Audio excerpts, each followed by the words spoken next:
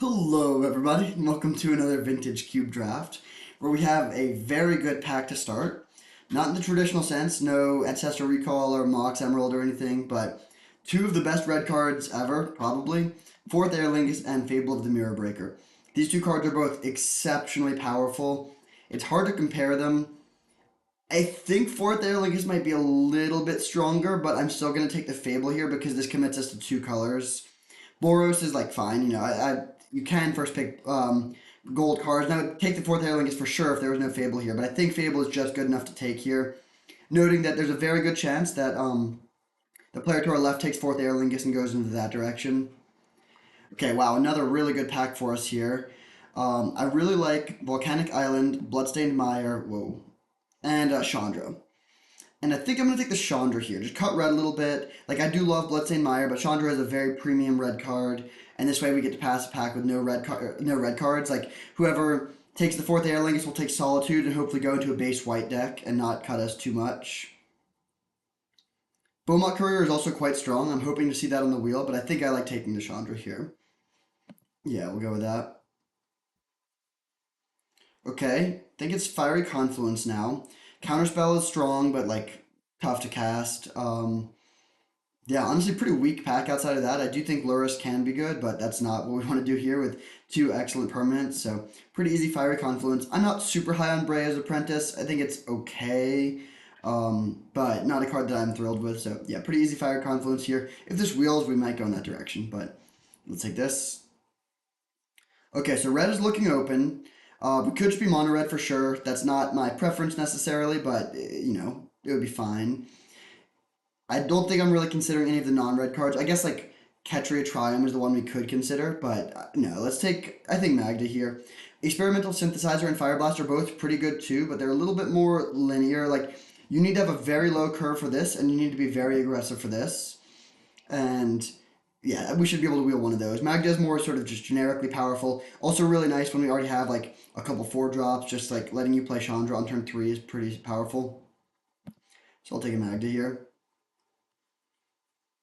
Solid start. It is a little bit high on the curve. I typically like to lead with one drops and lower mana cost cards at the beginning, especially if I'm playing a red deck. But I like to start a lot. The power level is very high. Red appears to be very open. These three are all like very premium red cards. Magda not quite as much, but there's three red cards in that pack, so I think it's fine. And now I'll take Figure of Destiny. There's also Wasteland, but at this point I think I want to just like cut red hard. Glorybringer is okay. Pirate Spellbomb is okay, but like a powerful one drop is pretty much exactly what we're looking for. Yeah, we'll take Figure of Destiny. I really like this card. The fact that you can level it up at instant speed is a pretty big deal. It's very easy to make this a 2/2. It's hard to block well. Like, you don't actually need to sink 3 mana into it to make it be able to attack through a 3/3, which is kind of nice. And then, of course, if you're flooded in the late game, it just completely wins immediately. It also gives us a nice use for treasure tokens. Like if we have treasure tokens from Fable and Magda, we can just put them into the figure. Okay, interesting pack. Stomping Ground is there. That's a pretty late Stomping Ground. And I would love to be able to play Minsc and Boo in this deck. But at the same time, Hellrider is a pretty strong card. And I think I'm just going to take the Hellrider. Like based on the start, I think Mono Red is open. I think that is probably the lane we should be in. If we already had Minsc and Boo, maybe I would take the Stomping Ground. And if we see Minsc and Boo in pack 2, then like I guess I'll take it and hope we can go in the green from there. But there's really not that many green cards other than Minsc and Boo. We would even be that interested in splashing here. So I think I'll just take the Hellrider. Noting that, like, sure, I'm not thrilled about a third 4-drop already. I think 3 4-drops in the deck is fine, but I don't really want to take more after getting this. Okay, Bone Crusher Giant, pretty easy pick. This card is excellent. It's, like, both the most powerful card in this pack by a lot and the, like, card in our colors, so that is ideal. Haven't just drafted a straight up mono red deck in maybe all season, actually. I don't like to do this sort of deck too much, but on occasion it can be fun and certainly appears to be open here. Okay, interesting pack. I don't think I'm taking the Kolaghan's Command. This is like okay, but not that good. It's probably just Delayed Blast Fireball. We could get greedy and take this and hope to wheel Fourth Airlingus. But I think that's just so unlikely in pack 1. Sometimes you see cards like that, like gold, like really broken gold cards, wheeling in pack 3 when like everyone's like, oh, it's too late for me to splash a color. But this early, there's no way that everyone would pass that. So I think that's like too much of a pipe dream. We'll just take the card that's solid. I might not main deck this, but it's a good sideboard card at least. Okay, I don't like seeing no red cards on the wheel here, although it was pretty much just fourth Aer Lingus. I don't think there was another good red card in the pack necessarily. It does appear like green is the most likely thing for us to splash here. So let's take Reclamation Sage, I think. Okay, Beaumont Courier wheeled. That is excellent. Green does look open, so if we splash, I think it's likely to be green, but I'm hoping to just be mono red. So Pyrite Spellbomb is another card we would love to wheel. It seems unlikely because that's a card that a lot of decks would be interested in, but could happen. No such luck. Um,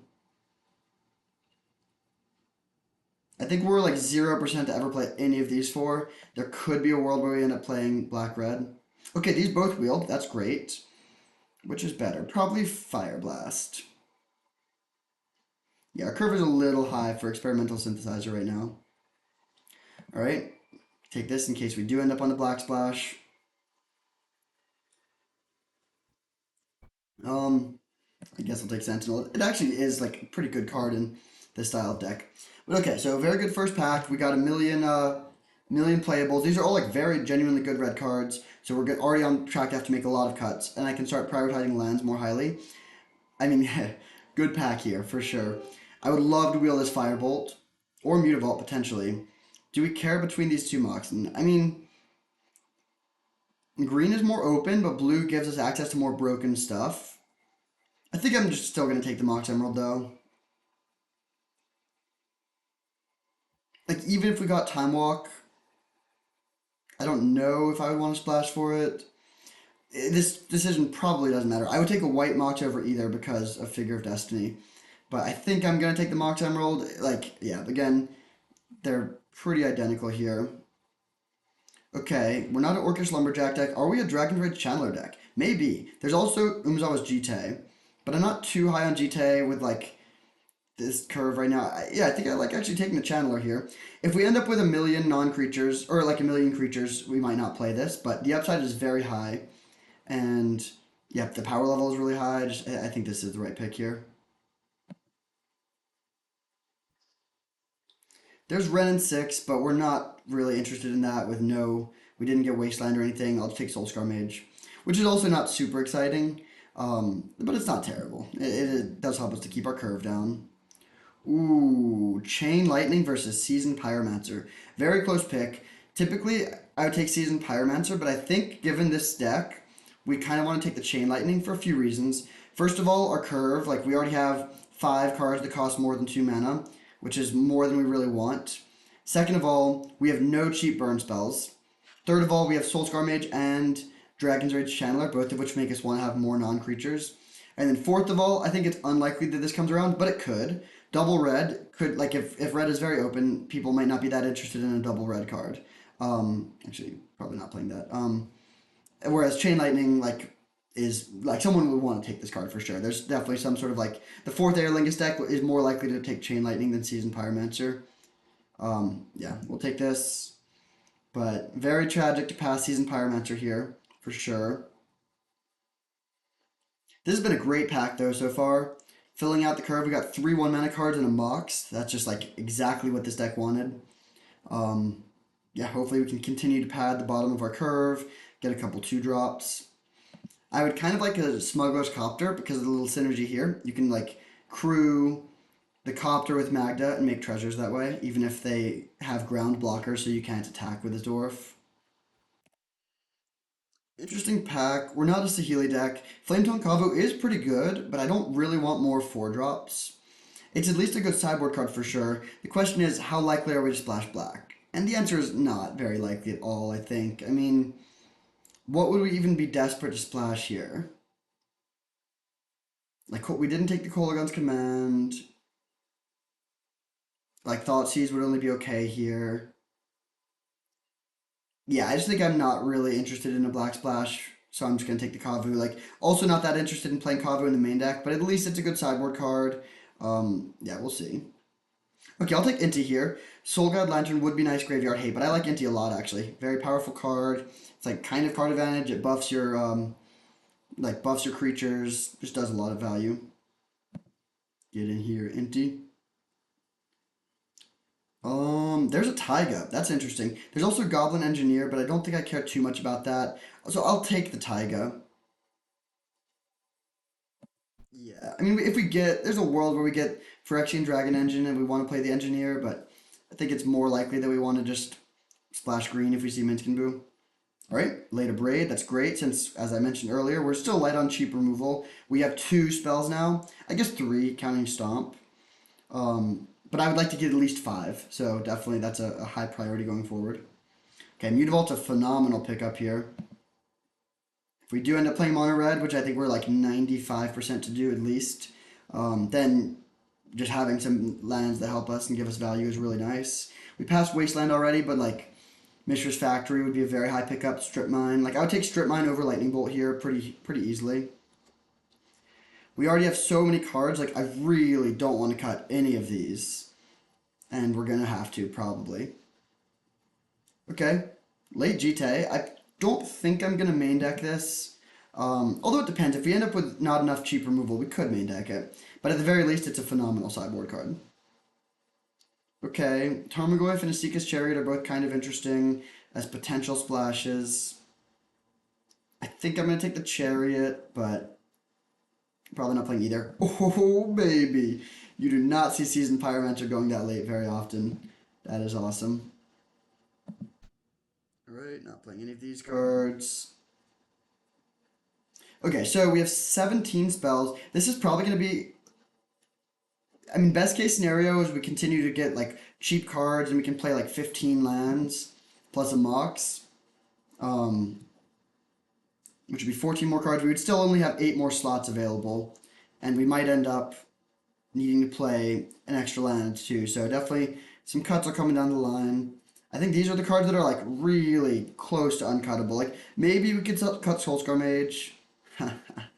Well, there's the Minskin Boo, but we're taking Mana Crypt. Sorry, Minsk. This is just like absurdly good here. Like turn one Fable, turn two Chandra is just never gonna lose. Yep, we'll certainly take this. Hoping to wheel Arc Trail, which is pretty likely. We could also wheel Unlicensed Hearse, which may or may not be a main deck card. It is nice with the Magda. But at the very least, it's a good sideboard card, and since we just passed Soul Guide Lantern. But yeah, Mana Crypt is phenomenal. Okay, following it up with a terrible pack. The only two red cards are both quite weak. I think we take Shadow Spear. I'm not going to main deck this, but it's an okay sideboard card against certain decks. But yeah, I mean, I can't complain getting Mana Crypt into Shadow Spear. I would sacrifice my second pick for a Mana Crypt for sure, but that is too bad to just get like basically a full on brick from our second pack.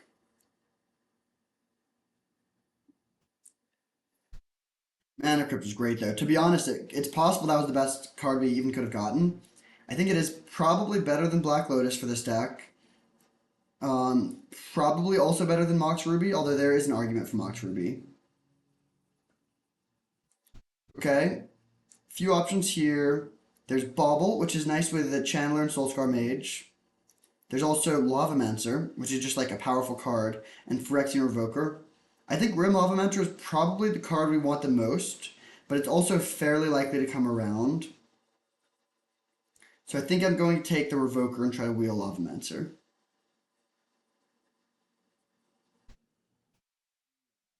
Let's do that. Close pick. I do really like Revoker though, and even more so in a deck with Mox Emerald and Mana Crypt, just like ways to make colorless mana quickly. But our creature count has ballooned a bit. There's like some tension between Soulscar Mage and Hellrider, and as we add creatures, we're moving more towards the Hellrider direction.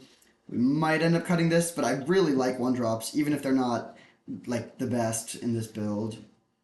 Best case scenario, we can pick up like 3 more burn spells, and then Soulscar Mage will actually be good. Ooh.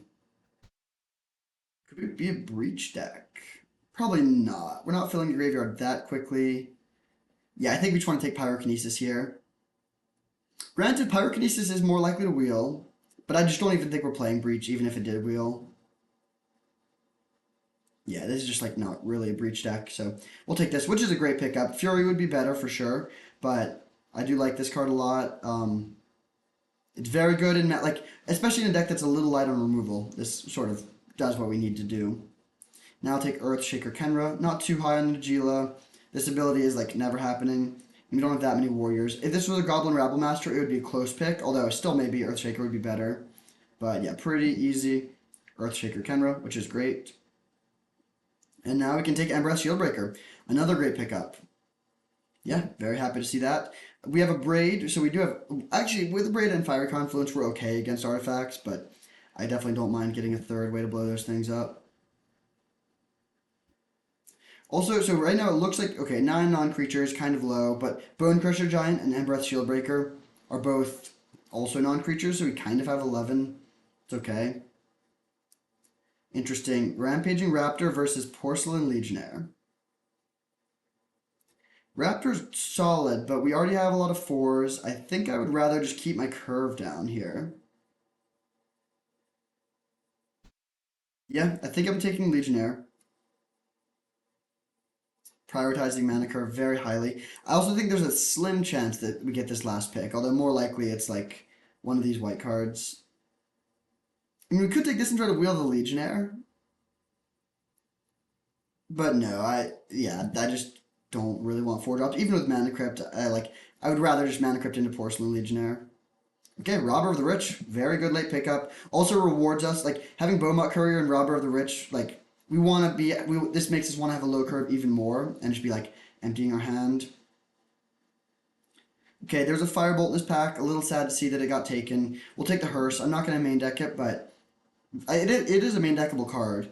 We might end up main decking it actually, but I think most likely we're going to end up with a million playables. Okay, we will take the card in our colors because we're officially 0% splash at this point. Nice. Getting the Lavamancer is a huge wheel. So, ideally we get one more card that costs 1 or 2 mana, and then we can safely play a 15 lander. If we get no more good cards, what is the last ad? It's either Delayed Blast Fireball, Jite, or Flame Tongue Kavu. I think it might be Jite. Okay, I don't hate Batterskull as a sideboard card. Najila is also interesting. Still not thrilling though. Okay, so this is the core of the deck, and then it just, do we want to play the 16th land? I don't think it's the 16th land. So, which one of these cards on the board do we play? Maybe it's Delayed Blast Fireball, actually. Since we are a little bit light on... Well, I guess it's close. Delayed Blast Fireball and Jite are both generally good against small creature decks. It also might just be Flame Tongue Kavu. I think this card is pretty good, though. Yeah, I think I'm going to do it like this. So don't need that. Could we even cut one more land? Because this is still 17 mana sources. The problem is if we cut a land for a 4-drop, that doesn't really work. Like if we had a cheaper card to add, like we could add Hearse maybe, but we're playing Grim Lavamancer. Yeah, the question is 15th land versus Flame Tongue Kavu versus Jite versus Unlicensed Hearse.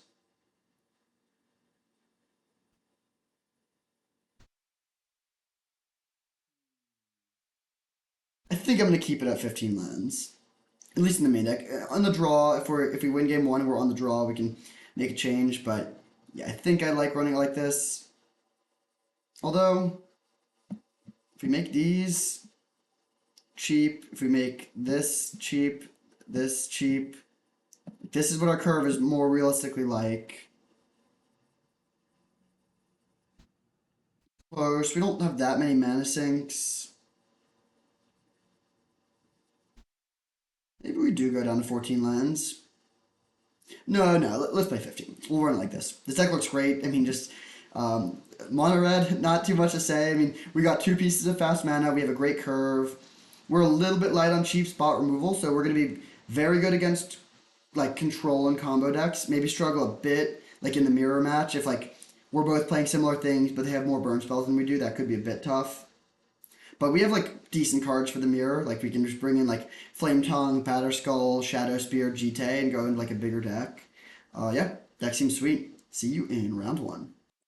All right. Unfortunately, we are on the draw on the mulligan in the first game, which is the worst possible start. So we'll be sending this one back and hopefully drawing some lands in the next one. I can't even blame it on cutting that 15th land. Okay, well, that worked out really well. This is actually a truly absurd hand. I wish we were on the play. Let's put back Revoker. We can go turn one, Robber of the Rich and Beaumont Courier. And then turn two. Yeah, I mean, this is just great. Don't Thoughtseize me, please. Nice.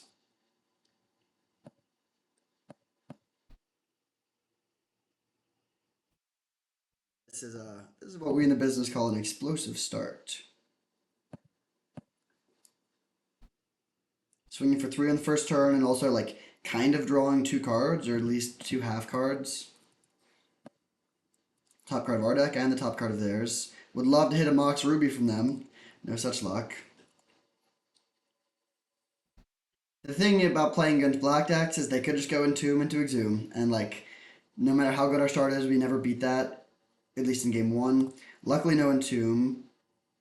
We have Stomp at the ready to kill a creature if they play one. Like, I would love to see Doughty Voidwalker. Ooh, don't love to see that. They could Mind Twist my hand and I wouldn't care. They could play Sheoldred and I would care. That would be potentially game ending.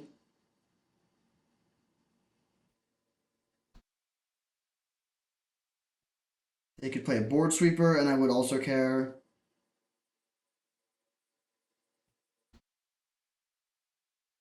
They could play Doomsday and we'd be in for a very interesting game. Ah, dang. Let's see what they get here. Hoping it's not a lifelinker. If they get like Sundering Titan, that would help us. Oh, huh. Well, fair enough. I thought we had a pretty good start, but now we lose everything. It's actually not over. Like, I mean, we can rebuild somewhat. We just need them to like have nothing, basically.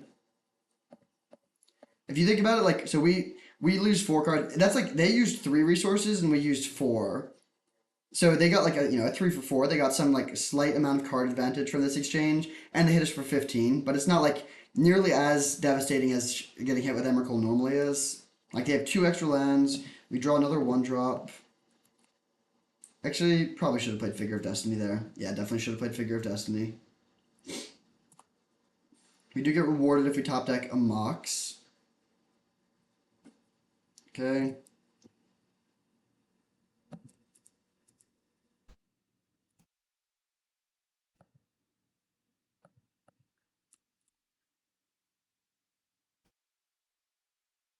Fairly slow beats, although if we hit a land, we speed it up a decent amount. Nice. I am going to go down to 3 life here. They're not representing red mana. I mean, we could die to like Brazen Borrower, but like when you get hit with Emrakul on turn 2, you can't really play around too much after that. You need to just like try to rebuild as best you can, quickly as you can before they are able to find their good cards. But now, like, look at this position. We actually are hitting them for 6 next turn. They're dead in 2 attacks. Okay, sure. Now our clock is slow again, but like, it's still existent. If we find land, well, either way, whether or not we find land, actually, it's kind of an interesting choice about how to just push damage here. I don't think I want to stomp their face. But if I draw land, I will. I'll just go land. Well, we could just play Bone Crusher Giant too.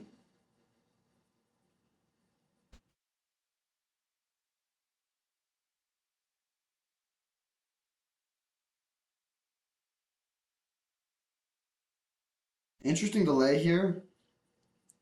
I don't really know what they could be pondering.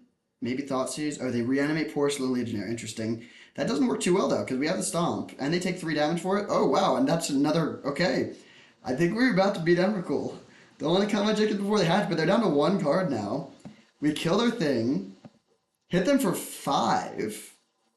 And they have one card in their hand. I mean, we're still at three, but yeah, this is kind of sick. Go to six, and then they're dead in two turns.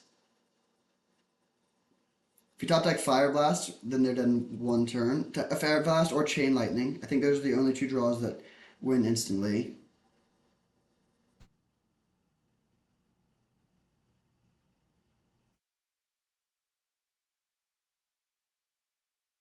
Basic Mountain could put them to one, which is maybe worth it. But they're pretty far away from.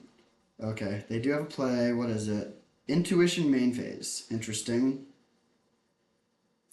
So the big question here is, do they have a reanimation spell as their last card? If they do, well, first of all, the only ones they could have would be Entomb, would be Exhume or Animate Dead.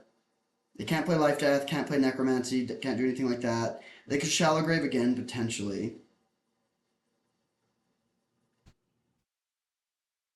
If they just get three huge creatures, then that's kind of tough. Because it signals that they have a reanimation spell.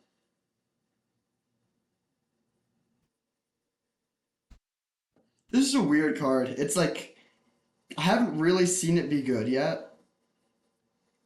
Like, it's been played against me twice, I think, at both times. Like, there is a way for me to get around it. Like, I don't know if the opponent picked poor piles or what, but like, I was able to like either like strand them with the big creature in their hand or something. Um, but yeah, we'll see what they get here. In Legacy, this was used to be played because you could just get three of the same card. It's basically like Demonic Tutor. Okay, interesting. I don't think I want to give them Ancestral Recall. That feels like the way they win. Do we want to give them? I think I'll just give them the Bone Shards. If they want to kill one of my things, it's fine. Yeah, the other two cards are just better. So you can have Bone Shards into your hand. Their power level is insane. Ancestral Recall, Entomb, Reanimate, Snuff Out, Shallow Grave, Emrakul, Black Lotus, Grizzlebrand. Okay, they're dead in two turns still. Drawing the land there is unfortunate, but I mean, yeah, we put them to five, and then we have five damage on board. They have one turn to top deck. And even if they top deck a removal spell, they go to three when they target this, so they're still dead pretty quickly. If they top deck Shallow Grave, we lose. Like, there are definitely draws that kill us here, but they only have one turn. So the odds are definitely in our favor, and we got there. Who cares about getting hit with Emrakul? That was crazy. Okay, so Reanimator, let's bring in Unlicensed Hearse, of course. I think that is it. Pyrokinesis looks pretty bad. So does Flametongue Kavu. But I don't want Jite. Yeah, I think I just run it like this. A Braid, maybe not amazing. But we don't have anything I'm particularly excited about to bring in. I could just play Najila. Do we have any Warriors? No. No. I'm kind of sort of surprised that one's not a Warrior. Berserker. Knight. That's our only other Warrior. Najila is just not a very good card in Vintage Cube, I think. Yeah, the equipment looks bad. On the play, I might cut a Braid for the 16th land, but yeah, let's just run it back like this. Hopefully we can get that turn one on Licensed Hearse. Our opponent is capable of turn one Grizzlebrand, which would win for sure.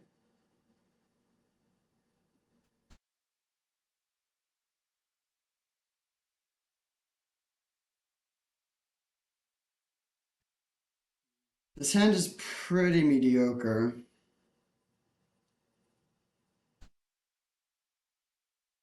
I think it's still a keep, begrudgingly. Yeah, I'm gonna keep. Like, we could try to mulligan aggressively towards Unlicensed Hearse. But I think just keeping like a functional hand that like does pressure the opponent is probably correct, although maybe not. Obviously drawing Mountain there is terrible. If we draw on a one drop, it would have been much better. In general, though, I don't like mulliganing aggressively against black decks, because if your like whole plan is to mulligan to one card and then they thought seize you and you have nothing left, then that just sucks. Right on time with the Beaumont Courier. Play Magda.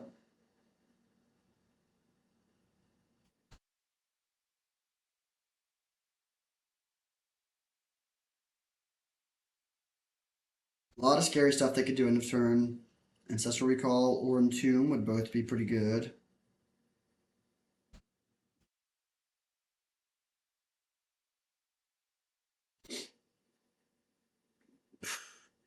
Alright. Do they get Grizzlebrand? In some situations, Phyrexian Revoker can shut down Grizzlebrand. Like if you're playing a control deck, then that is actually like a decent plan. But against us, like just a 7/7 with flying and lifelink is better than the card drawing ability, so I might still name Grizzlebrand the Revoker if they put it into the graveyard, but it's not nearly as exciting as I would want it to be. Best case scenario is they get like Faithless Looting. Rough Triplets. Okay, that's yeah, pretty bad. Like it's not game ending immediately, but if they're able to put that into play, we'll probably lose. If they shallow grave it, then it's fine. Well, it can take three. They'll have 2/3/3s in play, whatever. But if they just play Necromancy here, which looks like that's what they have, Corpse Dead. Okay, fair enough. That's not the worst. Because they exile this. They don't sacrifice it, so they don't get their counters on the other two triplets. So if we top deck like a Chain Lightning, we can actually kill all of their triplets.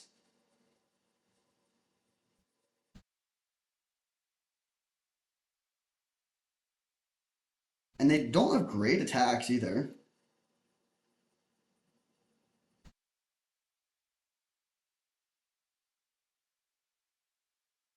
If they have good follow up. Oh, interesting. Good play. Very good play. And that probably ends the game. We could have, I guess, Fire Blasted in response, but that seems like a very much a losing line. Um, I mean, I'll keep fighting for a little bit, but they have 12 power with trample. It's gonna be tough. So let's just name Black Lotus. Beaumont Courier pass. And then what's the plan? Like they hit us for 12. Do we have any outs? Like, what if we top deck Hellrider and they have nothing? We attack with 4 creatures. That puts them to 12 off the triggers. Then they take 8 damage. They go. Yeah, we actually have exactly lethal if we top deck Hellrider and they have nothing. So it's not over, but not looking good either. And then do we want to make any changes for game 3? Rough triplets. I mean, like Flame Tongue Kavu does not line up that well there. I think we just run it back.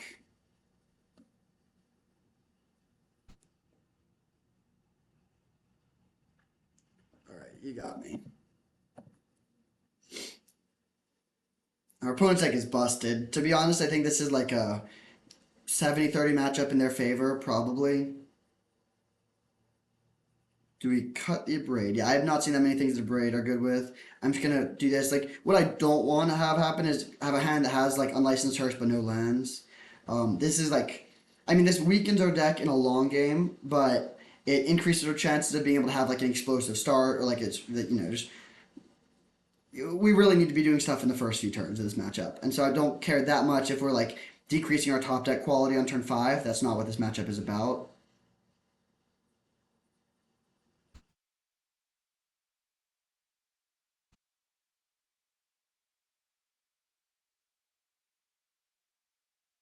Let's go for turn 1 Beaumont Courier plus unlicensed Hearse. Okay, that's not no unlicensed Hearse, but I'll keep this. I mean, turn 1 Fable is not bad. Probably discarding both of the 1-drops.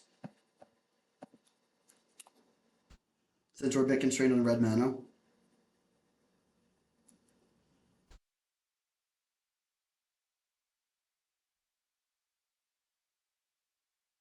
Really hoping they have a bit of a slow start. Just play a tap land here.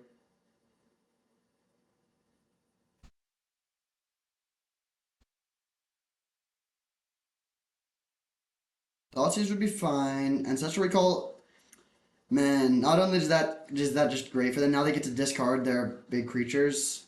We get 3 looks at finding our unlicensed Hearse.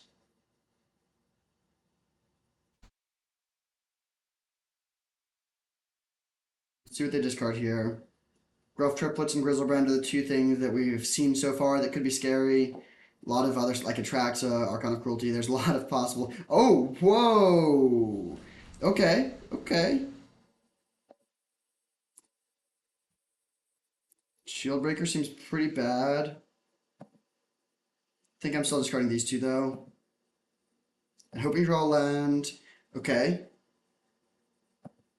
Yeah, that works. We'll just go Hell Rider, attack with all. And then we're just going to cast a 2/1 post combat.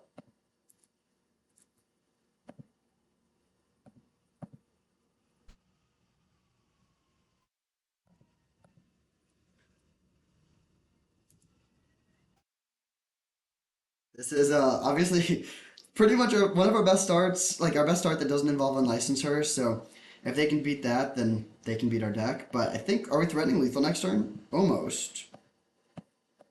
We hit them for 3 off the trigger, they go to 9, and then we have 7 power on board. So we put them to 2 on board. We also get a few looks at a burn spell to make it lethal.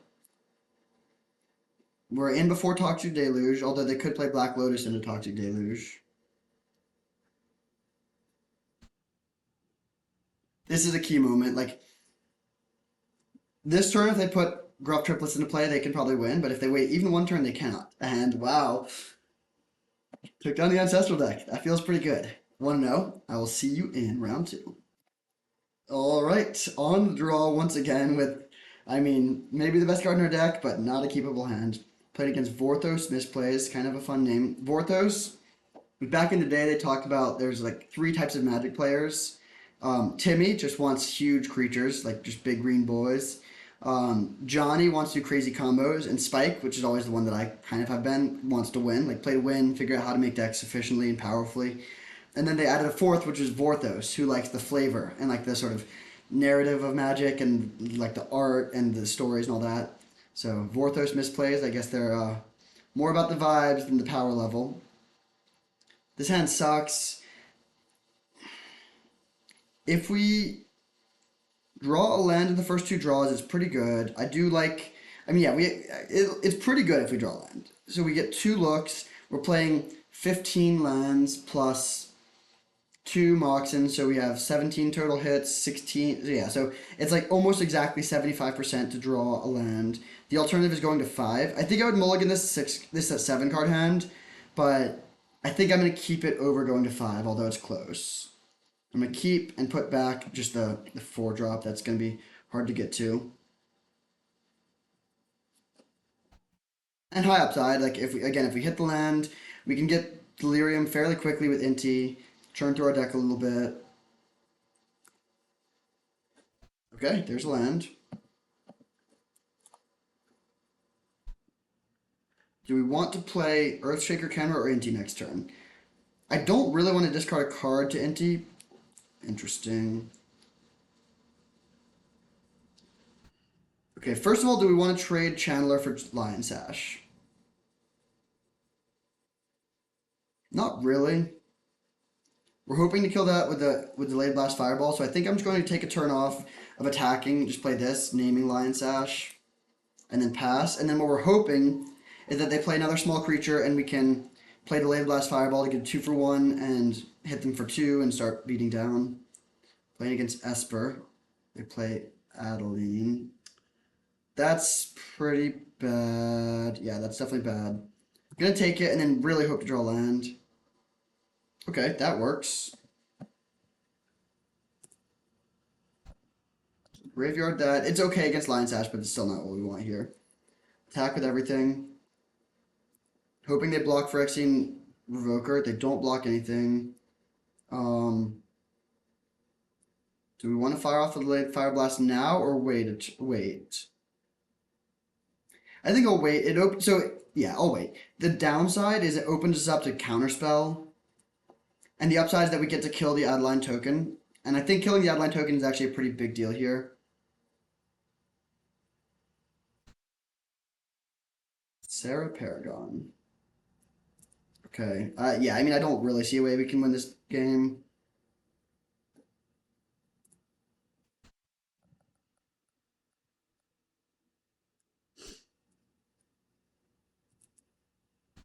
So like, what's our path to victory here? It must involve pyrokinesis. I don't think it involves this. Take two.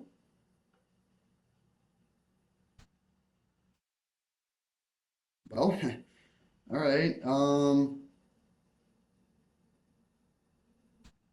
Let's attack with both.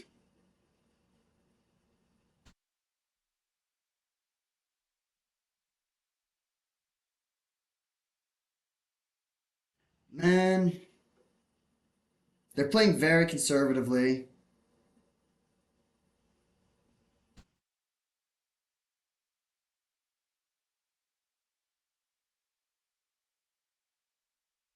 Okay, I'm going to pyrokinesis this, pitching, I think a braid actually.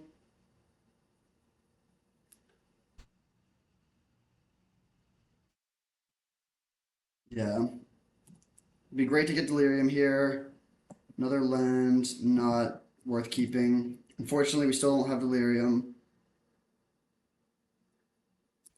So they take three down to two. I mean, we can beat the ad line if they don't have anything else, but we need them to brick pretty hard here. If they don't have anything else, though, Earthshaker Kenra stops their ad line from blocking, so they would have no blockers. Come on, don't have a 5-drop, please. Oh, brutal. Okay, so now our hope is to top deck Chain Lightning, and we're still maybe in it. That would give us delirium. Actually, we would be, I think, even ahead if we top deck Chain Lightning, but we need to draw it immediately, and we don't. I think we're like pretty much in concession territory now because, yeah, I'll concede that that's over.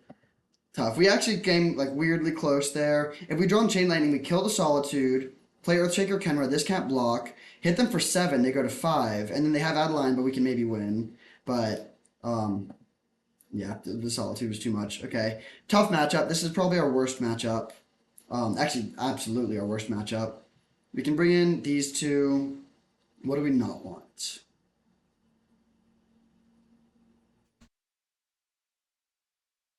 Um, hmm. Think I'll cut the Shield Breaker. We haven't seen. Oh no, they might be playing like Stoneforge stuff. I think on the play I want to keep a low curve. Man, they have like all these 4 toughness creatures. That is pretty brutal. I guess that's why Flame Tongue is good. I'm actually gonna cut Hellrider, I think, and maybe we just don't even play the Jite. Yeah, I'm just gonna go max speed on the play, just try to win before they're able to get established, and then on the draw, we'll go a little bit more of a controlling game plan. Okay, not great, but definitely keepable. Lavamancer is probably good to match up, and Fable can fill the graveyard for it. I do really want to draw a 2-drop though. Not making a play in the second turn would be pretty bad. Bummer.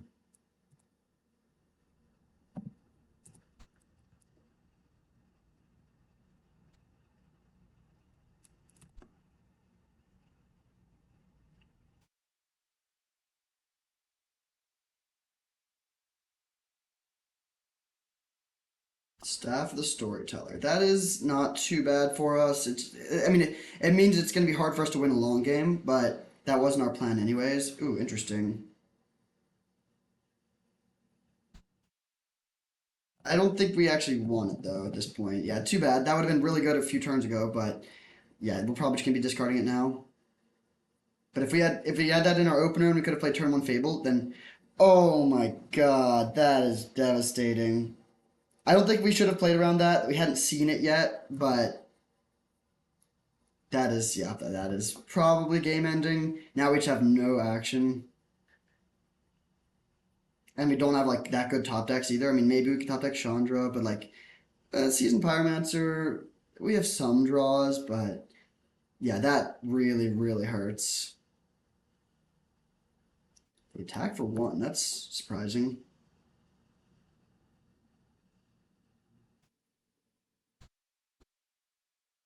Okay, well, that's, I guess, the best card we could have drawn.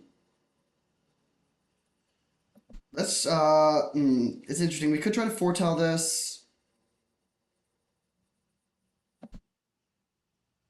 Yeah, that actually looks pretty good.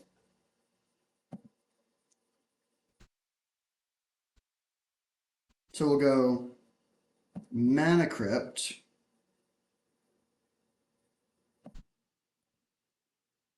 Foretell,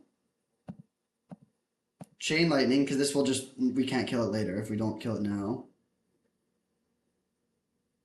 And then Seasoned Pyromancer. Yeah, that's like a pretty good swing. Next turn we have Foretell. We have this available if we want to. They of course know what it is. They saw what it is last game, so they can like try to play around it. And we drew two of the better cards we could have drawn, to be honest. So I think we're still probably behind, but it's a lot closer than I would have thought, given that they dazed our Fable. Maybe we're actually not behind.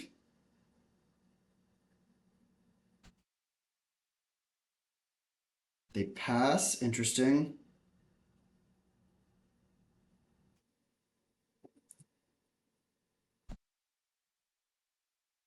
Okay, good draw.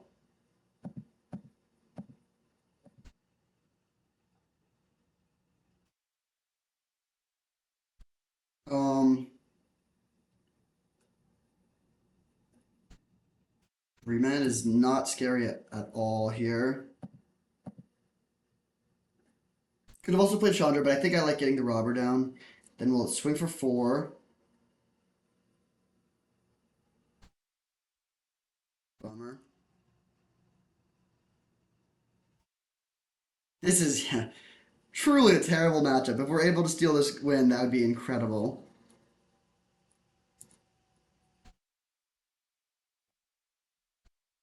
Swing for two. Then drop the Legionnaire.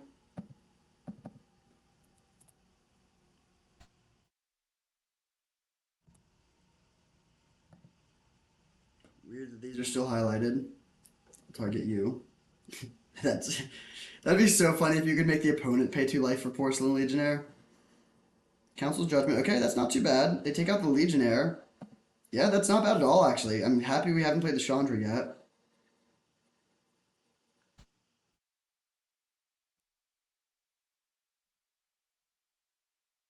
That's bad.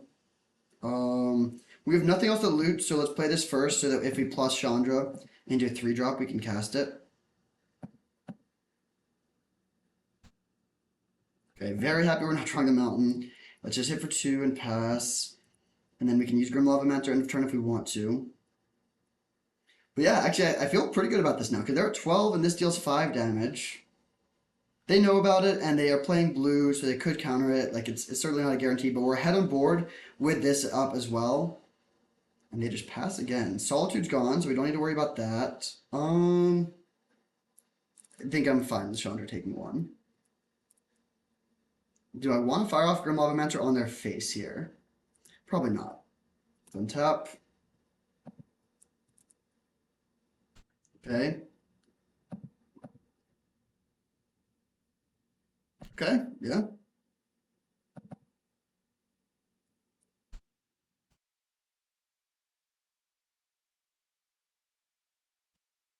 And they concede. All right. Wow. That season, Pyromancer was an insane draw. Yeah, I'm surprised we won that. So, yeah, Mother of Runes and Solitude are both, like, completely devastating. Remand is pretty bad against us, though, and I'm happy to know about the days. I guess Remand is good against these two. But yeah, I think on the draw, unfortunately, we do need to be on the G-tape plan. I say unfortunately just because, like, trying to outgrind them seems hard, but I don't think that, like, well, I don't know. What do we got it? Like maybe Soulscar Mage is not that good. Although Soulscar Mage is decent against their bigger creatures. Like the Late Blast Fireball with Soulscar Mage is pretty nice. We still haven't seen that many things. I mean, Inbred Shieldbreaker hits. Yeah, I think it's pretty much. I guess it hits Staff of the Storyteller too. It's not amazing to kill it that way, but not the worst. Hmm.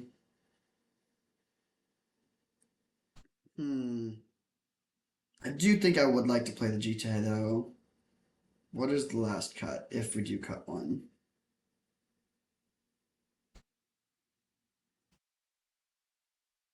I think I'm actually going to cut a land here on the draw.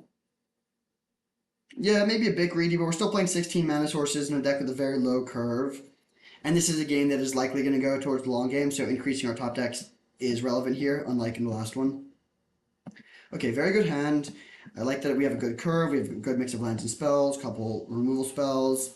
Chandler and Lavamancer is nice. I mean, yeah, this means we won't get Delirious, but if Dragon's Chandler just lets us use the Lavamancer more, that's a good exchange. I think I'm gonna get the Chandler down first here, in case we want to stomp next turn.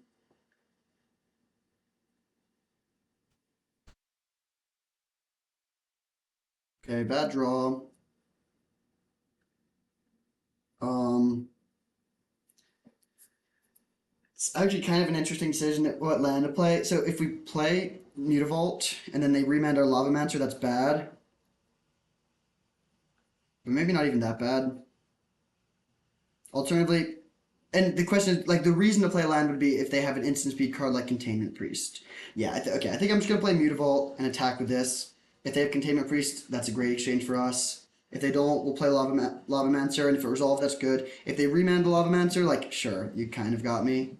But yeah, that's not that bad. Like, still basically just trading even on mana. Lingering Souls. Okay, that is pretty good against. I mean, we have Pyretic Ritual and Delayed Blast Fireball. Oh, okay, that. Yeah, drawing back to back lands there is, of course, the worst case scenario. I think I'm going to offer Mutavault to trade with both of their spirits. It's not a good trade, but we got to get through these somehow. Yep. And then, I mean, eventually they'll get Black Mana and Flashback, and they'll get a 2 for 1 out of that, and it is what it is. There you go. Okay.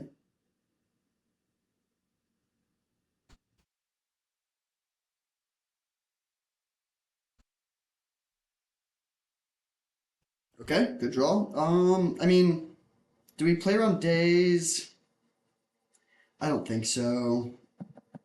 Yeah, I don't think so. Because like if we play around days, but then they have remand instead, and we just like don't get to resolve anything for back-to-back turns, that's terrible. We also, I mean, it's very, very good that we're not drawing this land. Okay, and it resolves. Sure. So we can loot away these 2 extra lands. Yeah, we're not doing too bad here. Hopefully no play end of turn. Although I don't know if they like Swords, Plowshares, Grim Lavamancer. I'm not too upset about that either. Okay, sure. That's like it traded with under half of a card. And we don't really need the treasure tokens too much at this point, so it was basically just a 2/2. Lion Sash. Okay. That's marginally annoying because they can try to mess up our Grim Lavamancer. Oh, weird play. So okay, now they exile one of our lands. This is fine though.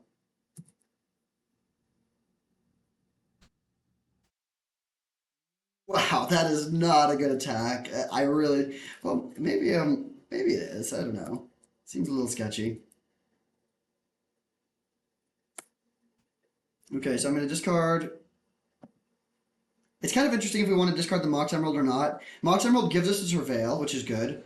But if we discard it, it gives us a card type in the graveyard. But I think we're pretty much not even trying to get Delirium. We're just trying to fill our graveyard as much as possible. So I'll take the Surveil. Okay, now let's go. Lavamancer, kill this. And I don't think we care about Beaumont Courier at this point. It's not actually the worst draw, but I think it's still worth graveyarding. Stomp this. Definitely graveyarding that.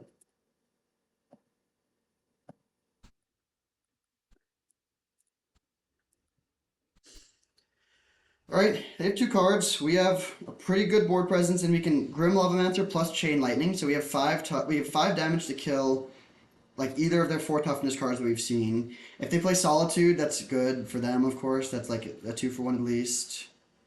Looks like they do have Solitude. Oh, Thieving Skydiver to steal Porcelain Legionnaire. Okay. That's good value as well. That's a 3-for-1. But Grim Lavamancer can work to undo that.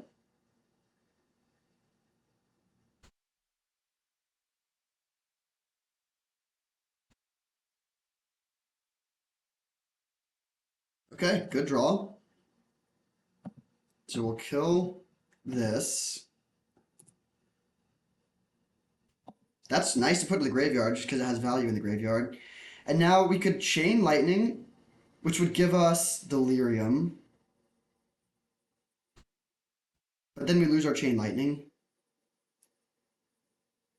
I think it's probably not worth it. Yeah, it means we get to hit for a little less damage this turn, but I think that's okay. So let's just take this out. I'll exile Soulscar Mage and Beaumont Courier so we don't lose a card type. Cast Bone Crusher Giant, hit for 1 and pass. And we still have the ability to deal 5 damage to something. And if we draw land, we can eternalize Earthshaker Kenra.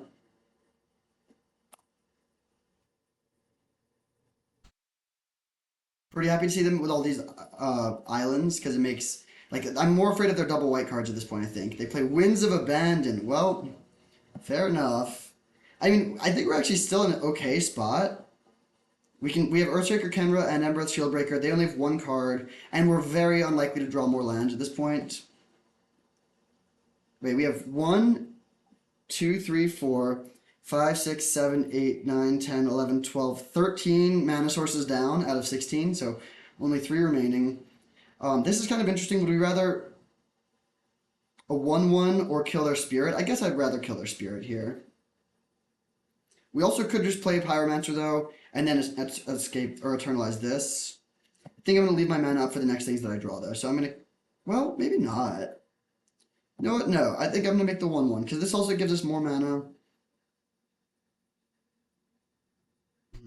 It's actually quite close here.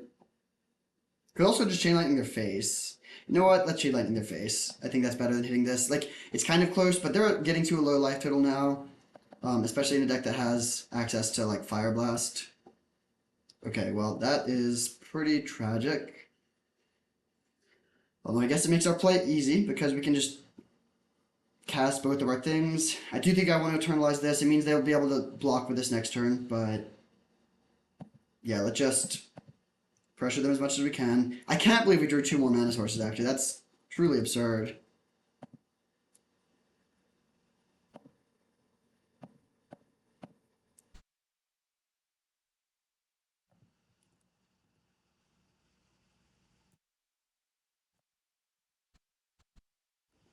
So 9, 10, 11, 12, 13, 14, 15 mana sources down. So yeah, we have 1 Mox Emerald left in our deck, and that is literally it.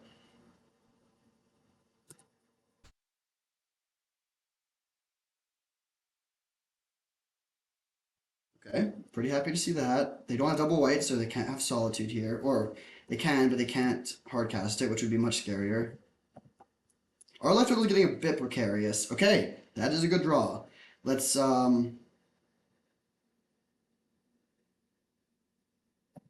I think I'm supposed to plus here first. It gives away some information. Specifically, this is really bad against Cryptic Command, but I don't think they have that, and they concede. Wow. All right. Crazy to win that match. Yeah, I'm very happy about that. Despite the fact that we saw every single mana source in our deck except for 1, 2-0, and those are like our worst matchups to be honest. Like Reanimator into like a white deck that has a bunch of 4 toughness creatures and Solitude is like exactly what we don't want to see. What we do want to see is like Storm or like control decks or even just like mid-range decks, mono green, like yeah, just anything other than like white decks with removal and life gain or Reanimator. So not a bad place to be. See you in the finals. All right, here we are for the finals. 0 for 3 on die rolls, but at least we get a decent hand here. Not exciting, but I do think it's a keep. I like the Soulscar Mage Delayed Blast Fireball combo. Depends on the matchup, but in some matchups that's pretty nice. Okay, I think it's better to lead on Figure of Destiny here. This can swing through a 1/1. And like I'm just jamming two one drops next turn. Like if they have Toxic Deluge on turn three, we'll lose. We haven't seen that yet. I think we just want to be as fast as possible and make them have it.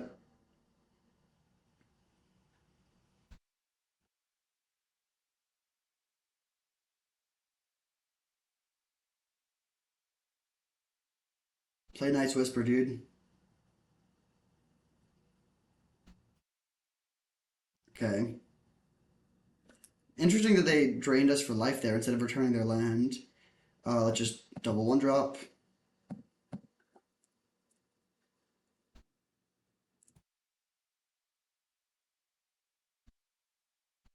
Now, best case scenario, they play like a pest infestation or something. If they just pass, then I'll just oh man, drawing a fifth land there was bad. Let's go to combat and just swing for two. This is like pretty anemic. Chandra can take over the game, but our attacks here are obviously not that scary. Just bringing them down to 19.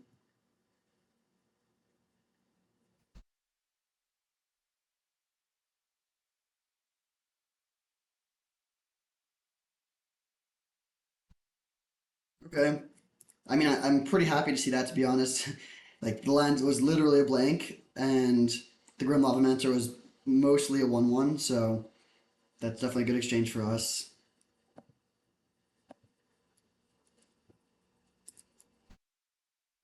I mean, I'm jamming here. Like, if they have a counter, it's kind of bad, but I don't think it makes sense to just be attacking for one. If we had a little bit more board presence, it would be different. But in this case, like, we can't just give them infinite time. Lose focus, yeah, too bad. But it was also going to be very hard to resolve anything through that. Like, that was going to counter spell. All right, so just a bunch of one for one trades so far, which almost definitely favors them.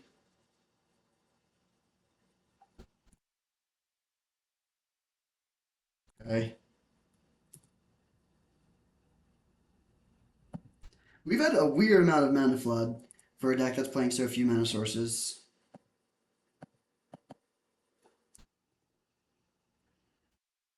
I'm gonna save that as much as possible. Like, if we have nothing else to do with our mana, maybe I'll fire it off. But the plan is to go for Mutavault attack here. Okay. I mean, still just a bunch of one for ones. I guess Kolaghan's command was technically a two for one, but like, not really. It's just like, okay, at any point they could just slam like Grave Titan here and we lose. Come on, man.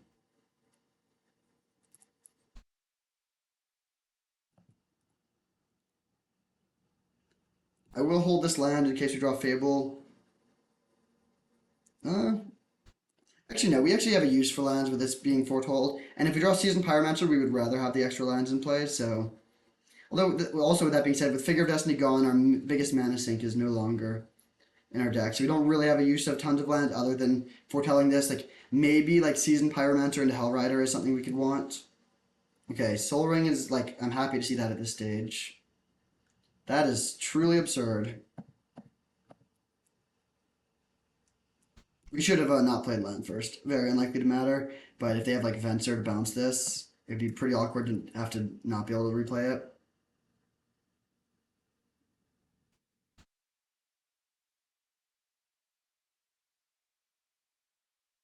Sure. Well, this is a pretty anemic game. We're very likely to start drawing some action as the bright side. We've gone through 9 lands already, and we and of the spells we've drawn, 3 of them have cost 1 mana. So like all of our top end, so to speak, is still in there. Um, okay, I'm gonna just fire this off and kill this. Like we could try to like get a little greedy and just hope that they hit some expensive stuff with Bob, but I think it's worth it to do this. Airtie Resurrected. Okay. Yeah, that's pretty bad. We do get to draw a card at least. Um, I think I'm gonna not play the Beaumont Courier. I don't want them to know about it.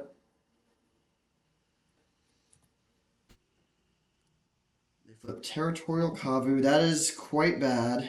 They don't have a white source, although they might be able to get one. So that could just be a 5/5.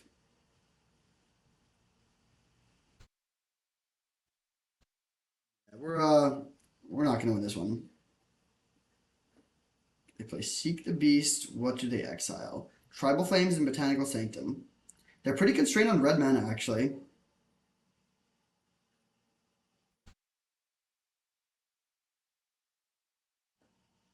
I at least hope they have to shock if they had a red source here, but better yet, they don't have a red source. Oh, okay, that works great. And they play the Botanical Sanctum, and then hopefully they attack us with both. I think they're likely to. Nice.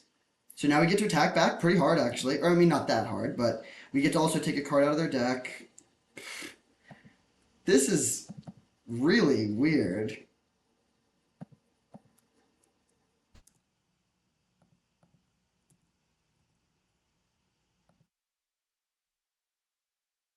Tarmogoyf, don't mind that. Question is, do we want to accept this trade, assuming they make that block, or not? I think I will accept it, because I think getting the Questing Beast off the board is actually pretty relevant. Or the Questing Druid, that's going to become big. And speaking of big, though, we got a 6/7. That survives Tribal Flames. They're at 9 with the Bob. They flip Hard Evidence. That is truly disastrous. Hard Evidence is like an incredible card for them because it cleanly blocks the Tarmogoyf for a turn, lets them continue to like draw cards and use their mana, and doesn't hit them hard off of the Dark Confidant. So they're holding Territorial Kavu. They also have this Tribal Flames that they can exile, or that they can cast from exile.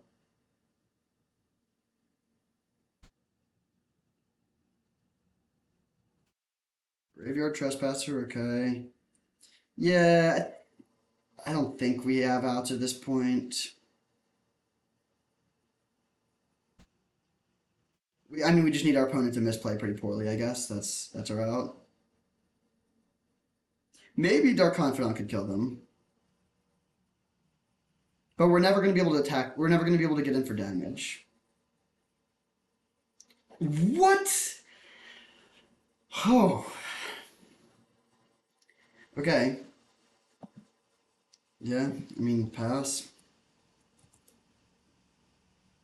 They flip their Graveyard Trespasser. Vendilion Click, okay. They're down to 5, but they can gain 2 life back up to 7. We're also, like, pretty much dead. Like, we are at 13, they have a ton of power and toughness.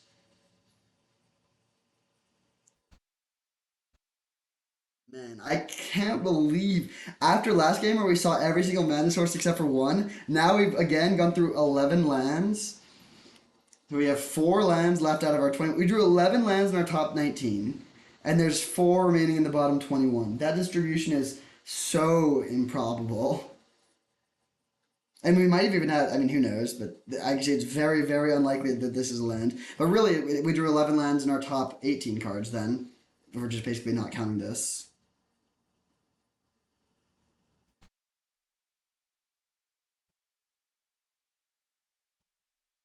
Do we want to make any changes? They're playing just like a 5-color mid-range deck.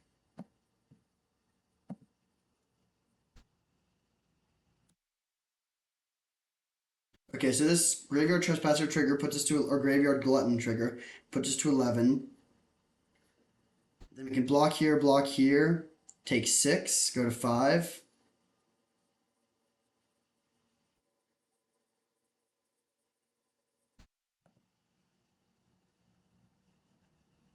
Weird that they're exiling a card from a graveyard.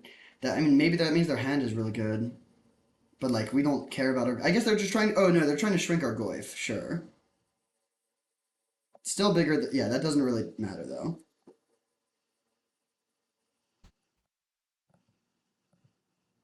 Oh, does this have menace too? No. Okay. Um, we could also go to 2 and then be able to attack with the robber or the rich. But I think this is worth it. I think I like taking the attack off the board because we also might not. We might like be able to survive another turn. They don't have that much of an attack now. We need them to brick. Like if they have a good card here. Okay, tireless tracker, fine.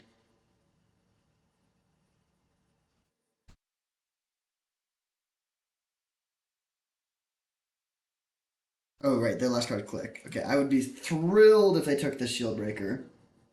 We're dead on board. The only way that we can win is if they flip a if they either take this, which they again should not do, or if they flip a 7 drop, which seems very unlikely. So we can block. We're exactly dead. Let's you know play them out, which is either them misplaying terribly or um flipping a 7 drop. Trunin Nemesis. Okay. So yeah, exactly lethal here. It's very close, but we block, go to 0. Tragic. Man.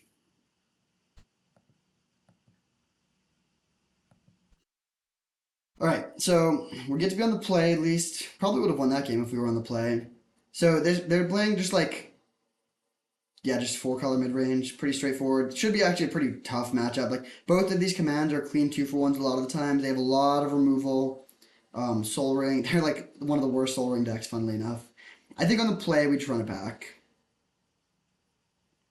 Yeah, once again on the draw, we could try to get a little dicey, but not even like I definitely don't want Jite. I don't want Hearst. They're both terrible against both of their commands. Okay, I'll keep it.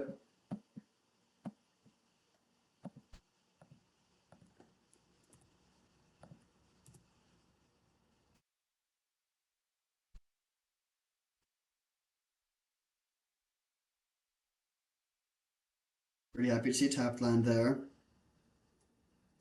Pretty unhappy to see a basic mountain there. Um,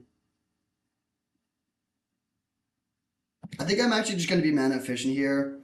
There's definitely an argument to playing the Channeler, but this lets us be more efficient, and I want to curve out quickly and try to like pop this Beaumont Courier before they can answer it, basically.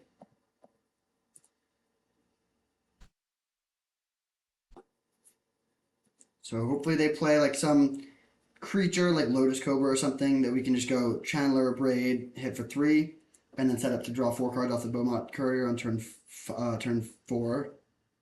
Okay, pretty happy to see tapped land. I don't want to see Kolaghan's command next turn. Oh, they killed an Earthshaker Kenra. Interesting. I don't think that was the right play, but maybe. Okay, that was a pretty good draw actually.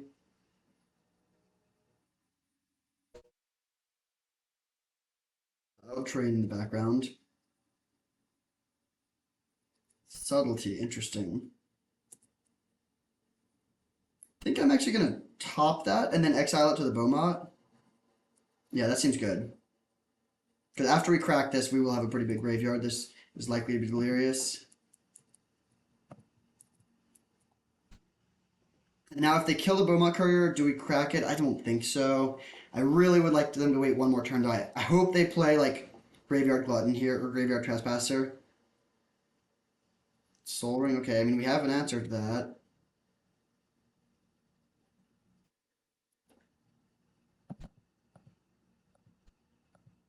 If they kill our Beaumont Courier in response, I guess we could have just untapped. Maybe that would have been better, but this is like obviously much higher upside because we actually get to use our mana if we're cracking the Beaumont.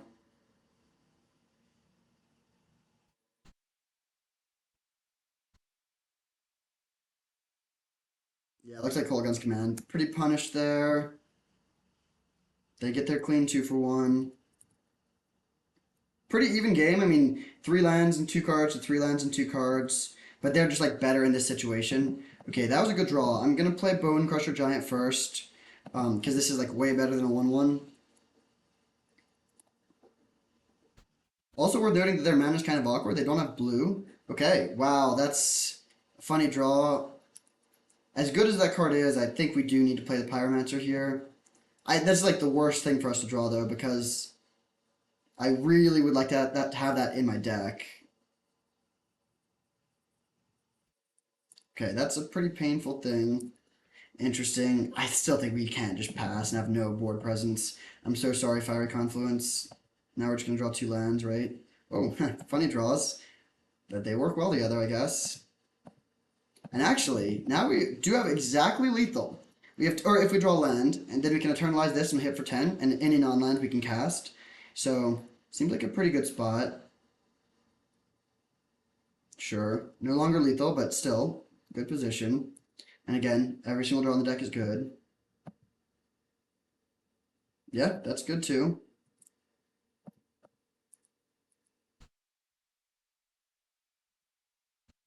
And foretell this. If we like never draw our sixth mana source, then like, well, I guess we get kind of punished if they kill our mana crypt here. Yeah, maybe we were supposed to just hold. It's close.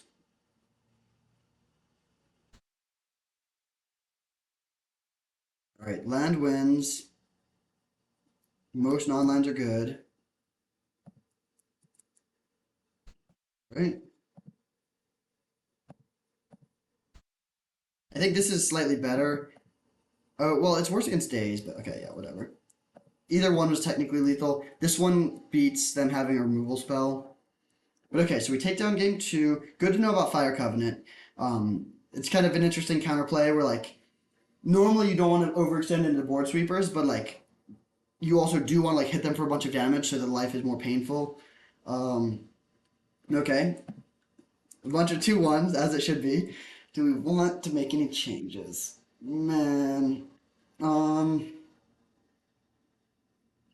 I mean, these artifacts are all so bad. Flame Tongue Kavu also doesn't seem that good. Yeah, I'm just gonna run it back. For all the marbles. Trophy number 23. Let's go, baby. Turn one Fable. Okay, yeah, good hand. Little light on the lands, but turn one Magda is nice. If they go like turn two, Witherbloom command, kill Magda and a Mox Emerald, and then we never draw a land, like, okay, that's non-game, they completely wreck us, but you can always imagine a scenario where you get wrecked, so you gotta just go for it. Okay, Inti's an interesting draw, it's still gonna lead on Magda. I guess it is worse against Witherbloom command, but much higher upside, and again, like, I just think that's the right play. It's always an interesting decision of when you want to go for the high upside play versus the safer play.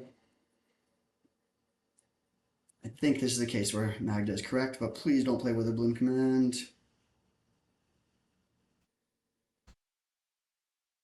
Just pass, dude. Just end your turn. Please. Pretty please. Oh, no. Okay, at least we drew a land, but man, that's tough.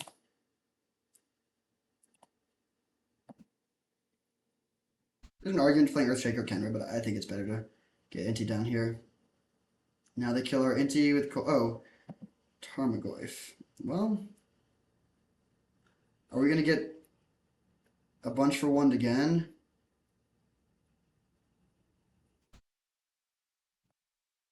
And play this and pass. I don't think attacking really works here. That was just devastating. Max punish. If we played Inti, we would have been in a phenomenally better position, of course. I still think it was worth it to play Magda. This is like the only card that really gets us. And like it's a one up in their deck, but they did have it. Okay, so they're representing subtlety. Yes, okay, I was gonna say I really want to draw land here. And luckily we did. So this plays around subtlety. Yeah, let's just play this and pass. Still not going for any weird Fire Blast lines, but next turn I think we will. Well, actually, did TBD.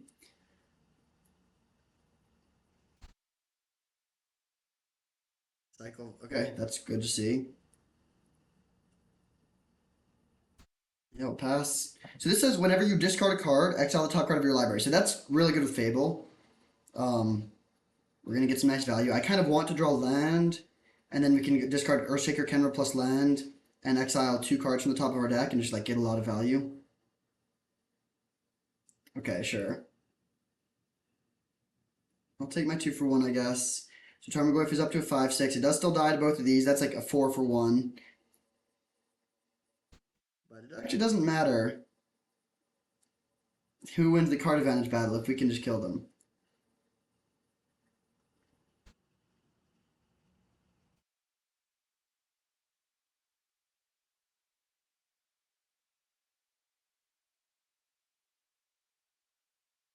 Mm. So okay, yeah, this is alright. We'll discard the Earthshaker Kenro, and then we get to trigger Inti. Soulscar Mage. That's actually a really good draw. Wow, that's a phenomenal draw. So let's go Soulscar Mage.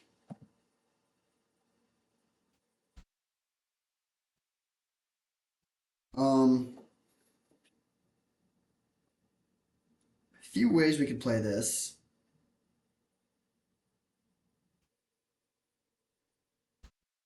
One is to just fire off the 4 for 1. Just we could hold the Mutavault, attack with both of these. Hmm. I would like to trigger Robber of the Rich.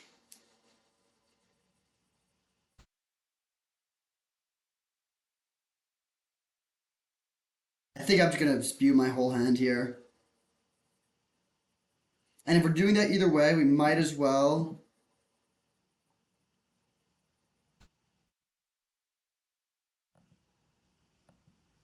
hold the Mutavault in case we hit a land off of. Oh wait, no, we're not even triggering Inti. Okay, in that case, let's just kill this. Attack with both.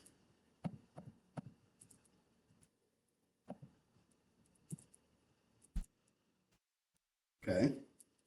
So, I mean, we are low on resources, of course, but um, we are ahead on board. The problem is their life total is still high. We need them to flood pretty hard here.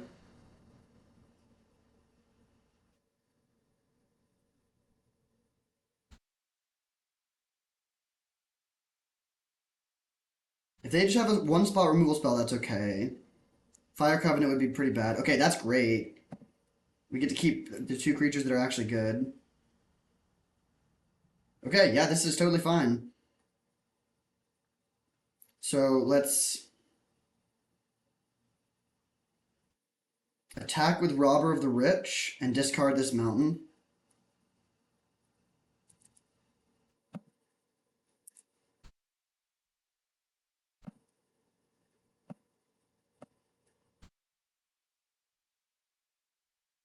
Okay, don't mind hitting a Beaumont Courier there. It's not the best.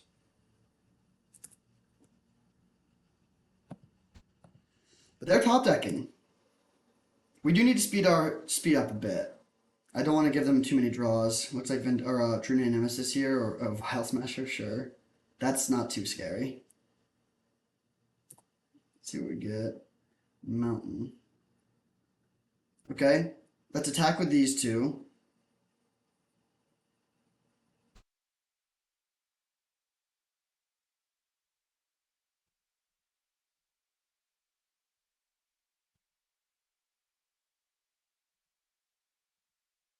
They can double block and trade with Vile Smasher if they want to. Bummer to lose Chandra.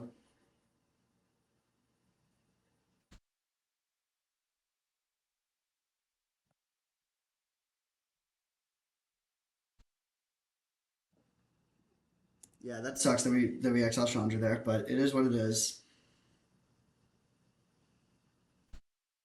That is the downside of sacrificing all your lands to Fire Blast.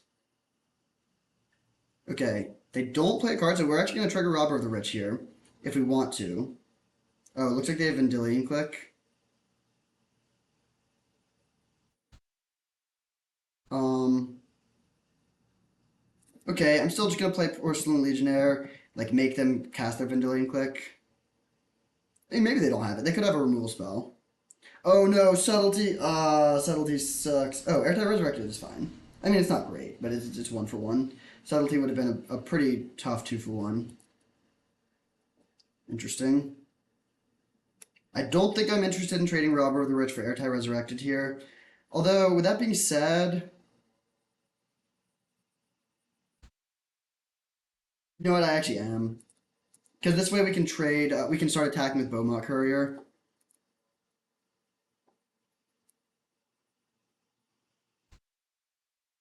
Oh, we needed them to brick for a turn or two. Okay, yeah, now we're dead. Yeah, them drawing like three consecutive spells is probably GG. I mean, yeah, I don't really see a way we can get out of this because this is gonna like gain them life and they win the race now and we can't attack. And we draw Season Pyromancer. All right, so close. We actually almost got there. Just came down to top deck war and they won the top deck war. I'm sure there's places where I could have played more precisely. But yeah, now they're at 12. I don't think there's anything that can be done here.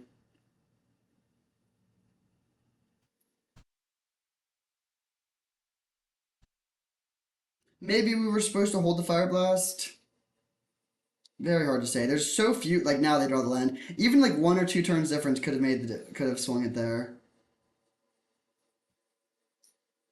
Um, I mean, what is our out? We don't have one. I'll swing, trade with the Ember Shieldbreaker.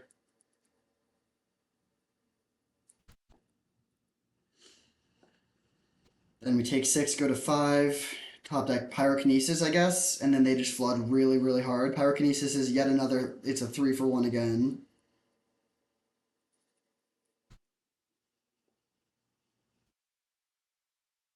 I guess if we just draw land, we can play Pyromancer and maybe be in it.